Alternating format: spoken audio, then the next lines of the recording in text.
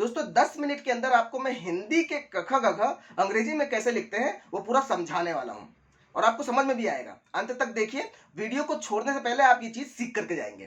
तो सबसे पहले हम क्या करते हैं कि जो अंग्रेजी से मिलते जुलते जो अक्षर हैं, अंग्रेजी के अल्फाबेट से ABCD से जो मिलते जुलते जो हमारे क ख ग घ हैं, उसको हम सबसे पहले लिख लेते हैं। जैसे कि क से के, ट से टी, स से एस। ओके, तो क से क्या आएगा? के।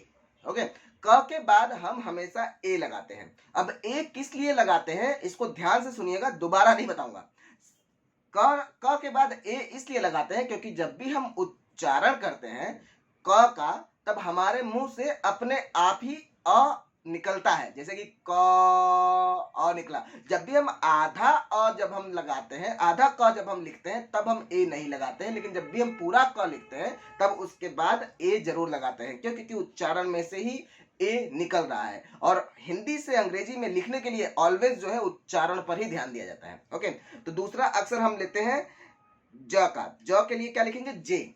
ज से मिलता जुलता अक्षर क्या है? जे ए। ओके, दूसरा अक्षर ज। तीसरा अक्षर ले लेते हैं ट। ट को हम अंग्रेजी में अगर देखा जाए, अंग्रेजी की ABCD देखा जाए तो सब मिलता जुलता अक्षर क्या है? ट, TA। ओके, उसके बाद ड। ड से क्या आएगा? ड, ABCD ड, ड। ठीक है, डी से ड मिलता है इसलिए DA लिखेंगे। ओके, और उसके बाद क्या आएगा? ट। तो ट से लिखेंगे TA।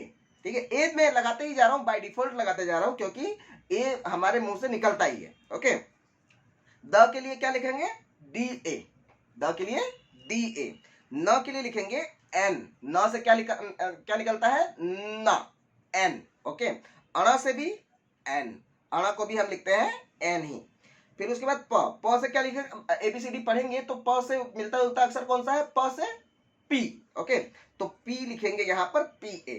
उसके बाद ब। ब से क्या? AB, ब, B, ब। ओके, तो B के लिए BA। ओके, ओके, तो BA लिखेंगे यहां पर। म के लिए क्या निकलेगा?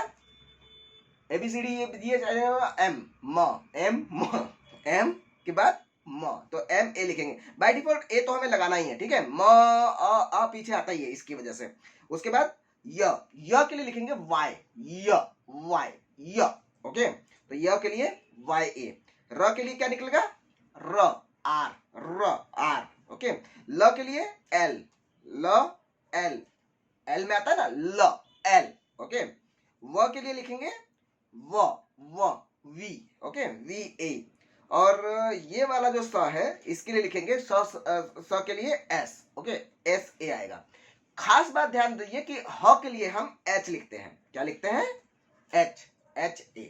इतनी ये बात खास ध्यान रखिए क्योंकि पूरे क ख ग में ह का बहुत ही बड़ा महत्व है। क्या महत्व है अभी बताता हूं।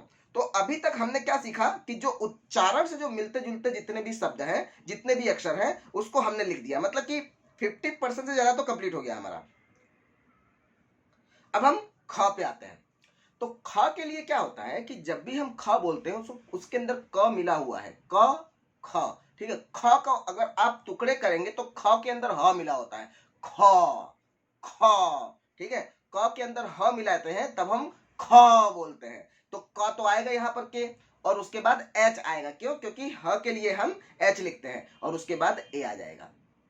बहुत ही सिंपल है, बहुत ही आसान है और मेरे ख्याल से अभी तक आपको समझ में आ गया होगा। तो ख के लिए क्या आया? ख, KHA। ओके, ग के लिए हम नॉर्मली GA लिखते हैं। ग के लिए GA लिखते हैं, ये अपने दिमाग में डाल दीजिए क्योंकि ग के लिए GA।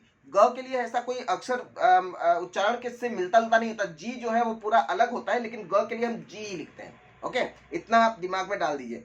और अब घ के लिए सेम ये क ख वाला जो नियम था वही वाला हम नियम लागू करेंगे। जी आएगा ग वाला और घ H आ जाएगा क्योंकि ग और घ के अंदर ग और घ, जैसे क और ख में H आता है, ह आता है, उसी तरह से ग और घ में भी H आता है। घ में भी H आता है। मैं दो बार इसलिए बोल रहा हूं ताकि दिमाग में घुसे।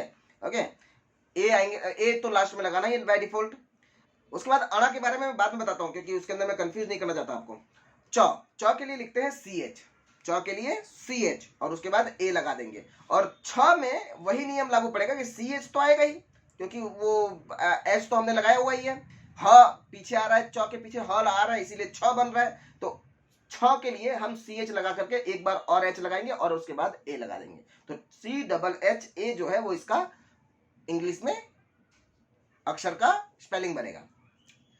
झ के लिए JHA, झ ये रहा, ठीक है। झ के लिए JHA, क्यों? क्योंकि ज और झ के अंदर ह मिलाया इसलिए झ बना, तो GHA, क्योंकि जे जो है वो ज के लिए लिखते हैं हम, राइट। आगे इया के लिए बाद में बताऊंगा, कंफ्यूजन नहीं करना है मुझे इसकी वजह से। ठ के लिए क्या लिखेंगे? TH आ गया, क्योंकि ट के अंदर TA था तो TH आ गया और A तो आएगा ही आएगा। ठ के लिए क्या लिखेंगे? TH आएगा। वैसे ट और ट की जो लाइन जो है ना वो दोनों सेम ही है, उसके अंदर कोई दोनों में फर्क नहीं है। जो सेम है मतलब अंग्रेजी में सेम लिखते हैं, ठीक है। कंफ्यूज मत होइएगा, हिंदी में थोड़ा अलग है लेकिन अंग्रेजी में उसको सेम ही लाइन लिखते हैं। और उसी तरह ढ DHA, ड आया ना यहाँ पर, द के अंदर ह मिला दिए इसलिए यहाँ पर DHA आ गया। ध के लिए DHA, यहाँ पर भी DHA। तो द और द की लाइन जो है वो सेम है।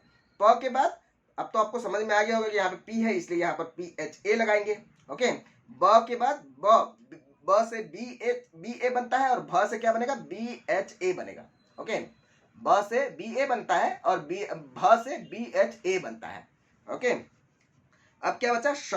अब देखो श जो है यहाँ पर SA लिखा हमने, तो सिंपल है, यहाँ पर जो है SHA आएगा क्योंकि ये श है, श, ठीक है। तो SHA लगाया हमने और यहाँ पर भी SHA, इन दोनों का एक ही स्पेलिंग बनता है, SHA और SHA, ठीक है। अब रही बात यहाँ पर अंगा की और इया की और छ ठीक है। तो अंगा को लिखने के लिए इसका भी उच्चारण पर ध्यान दीजिए। अंग, तो पहले क्या आया? N आया, फिर उसके बाद G आया, ग, ठीक है।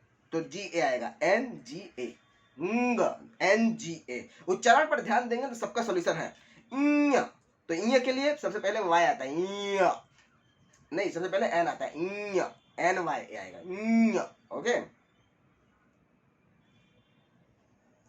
छ को थोड़ा बहुत ही अलग तरीके से लिखते हैं। जैसे छ के अंदर हम लगाते हैं KSHA, ठीक है। KSHA किस लिए लगाते हैं? क्योंकि छ के अंदर कहीं पहले जो है हम छ की शुरुआत करते हैं, या फिर आप के जो है ना ऐसा समझिए कि के जो है वो साइलेंट है, के जो है वो साइलेंट है। तो छ लिखना हो, क्षितिज लिखते हैं तब भी हम के से ही शुरुआत करते हैं, ओके। क्षत्रिय लिखना हो तब भी हम KSH से ही शुरुआत करते हैं, इसलिए छ के लिए हम KSHA लिखेंगे। त्र के लिए, त्र तो बहुत ही सिंपल है। देखो त्र जो है वो 3 अक्षरों से बन रहा है, त र अ, त्र, त र अ, त और र को आधा लिखते हैं हम, ओके। तो TRA, त्र, राइट, त्र। ज्ञ को क्या लिखेंगे? देखो ज्ञ के अंदर सबसे पहला क्या आता है? G आता है, ग आता है और फिर उसके बाद Y आता है, क्यों? य आता है इसलिए य के लिए क्या लिखेंगे? Y और उसके बाद A, तो GYA, ज्ञ। लेकिन कई बार इसको जो है ना ग्न लिखते हैं, ग्न, जैसे गुजराती में जो होता है उसमें गुना बोलते हैं तो GNA लिखते हैं वहां पर। यानी कि सिंपल चीज है कि जो उच्चारण के अनुसार हमको लिखना है, उच्चारण के अनुसार लिखना है। जो भी जहां पर जैसा भी लैंग्वेज बोला जाता है उसके अनुसार ही हमको इस जो हमारे मुंह से जो निकल रहा है बस वैसे ही हमको लिख देना है। दोस्तों यहाँ पर ये मैंने जो बताया आपको ये बहुत ही आसान तरीके से बताया और आपके दिमाग में घुस जाए इस तरह से मैंने बताया है। आपको ये वीडियो कैसा लगा मुझे कमेंट करके जरूर बताइएगा और लाइक अभी तक अगर नहीं किया है तो लाइक भी कर दीजिए, सब्सक्राइब नहीं किया है तो सब्सक्राइब कर दीजिए, क्योंकि सब्सक्राइब करने से क्या होता है कि आपको नोटिफिकेशन मिलता रहता है और नए नए वीडियो जो भी मैं डालता रहूंगा वो आपको आपके मोबाइल में जल्दी से नोटिफिकेशन जो है वो आती रहेगी। ठीक है, मिलते हैं नेक्स्ट वीडियो में, बाय।